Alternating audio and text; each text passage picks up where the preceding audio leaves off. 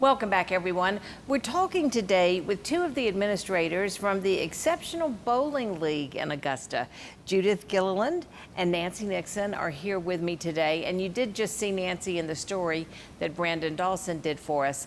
I wanted you all to just be able to elaborate a little bit more about the background of the Exceptional Bowling League. We'd love to do that. Sure. It is truly an exceptional group.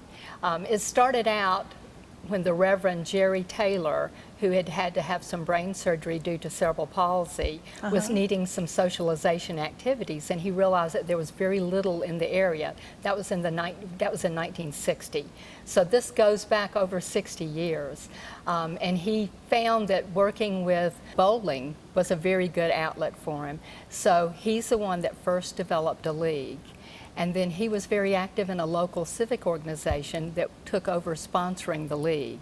They sponsored it until 2010, but due to fewer members and financial issues, they were no longer able to support us. So we have been running the league now since 2010. Since then, we have had to have fundraisers.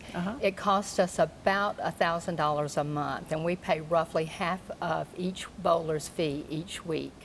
And in doing that, it helps provide for the bowler's ability to bowl. Now, how old are the bowlers who are in this? Yes. The bowlers are basically after high school age. We have discussed that if anyone is homebound, that there's a possibility that homeschooled, we could probably let them bowl in the league too. But right now we're focusing on people that are adults, and typically that's who it has been. So anybody 18 and over are usually the ones that we have. And we try to keep the league at about 45.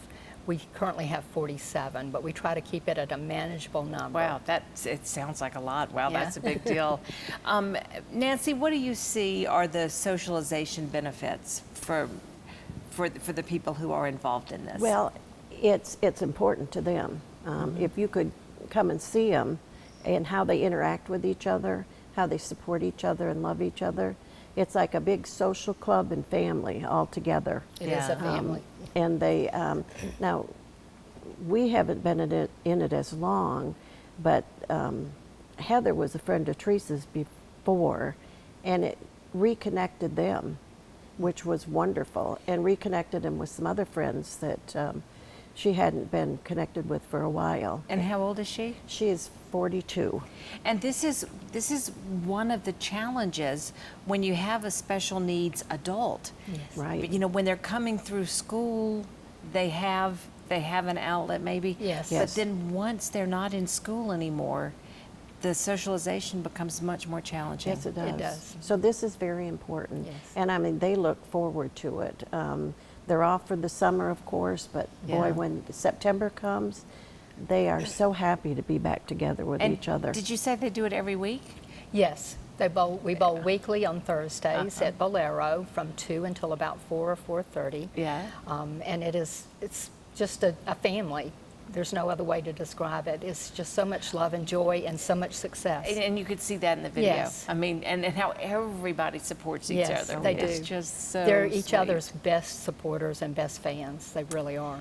How is it for parents who have, you know, you're in a situation that nobody dreams they're going to face when they're coming along, but then you have children and you have a child with special needs who then becomes a grown-up. Yes. How do you all support each other? We're very good friends, and we have many good friends, and that's one of the things that we always tell people. Being in the league, not only do our children have all new friends and lots of friends that they do many things with, the parents become lifelong friends too. And having a child with special needs means that you keep having birthday parties well beyond what most families do. So we have birthday parties, and they're wonderful birthday parties, so we do that. But we also will do other activities together. We'll go out of town. We went just a group of 5 of Heather and her friends. We took to the Renaissance Festival. Oh, and we've fun. gone to the zoo. Oh, my we've gone to zoo at night. So we just find all kinds of things that we can do to keep them engaged. And you see that throughout the league. There are lots of friends and lots of family. I think so many times about parents as a parent myself, and we sort of feel like once our children launch and they're on their own, we gain back a little bit of our freedom. And then I feel like my heart goes out to people who you don't have that. You still have that responsibility on a daily basis. We do. We do. We do. And we support each other in that way too. Occasionally our children have to go through a redetermination for services or whatever. And so some of us will sometimes be signed up to be an advocate and go and speak on their behalf. So we'll help each other that way. And we understand that. We often say to each other too that we understand each other better than even our other family members, because we're the one with that child. Certainly. And even our Absolutely. brothers and sisters and our parents don't understand it to the level we do, but we do. Even though we have blind bowlers, we have bowlers with autism, we have bowlers that are deaf, we have so many different disabilities, and they're different from the other families, but you still understand what it's like to be a parent of a child with special needs. Real quick, we want to talk about the fundraiser. Sure.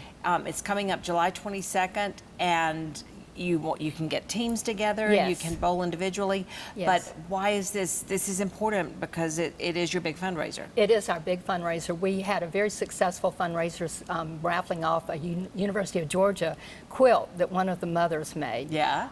But it cost us over $10,000 a year just to pay the league's portion.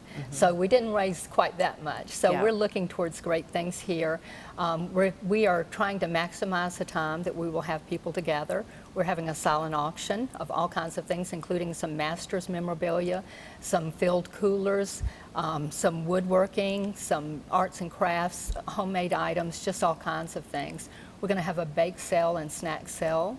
We're going to be raffling off smaller items, so we're doing that. We already have a young Elvis artist, and we also have a couple of other singers that are on the karaoke scene, and one of our favorite things is that we have Summer Santa coming. He's coming in Bermuda shorts and a flowery shirt. That's awesome. It's going to be a great photo op. And so the kids families, they'll all love that, won't yes, they? they will. Well, we are out of time, but I have enjoyed talking to both of you so much, Nancy Nixon and Judith Gilliland. Once again, here are the details for the It's Okay to Be Different bowling tournament. It's coming up Saturday, July 22nd at 12:30 in the afternoon. It will be held at Bolero on Washington Road. Teams are $60 or $15 a person. And for more information, you can call 706-833-1741 or 706-833-3387. And of course, this all benefits the Exceptional Bowling League.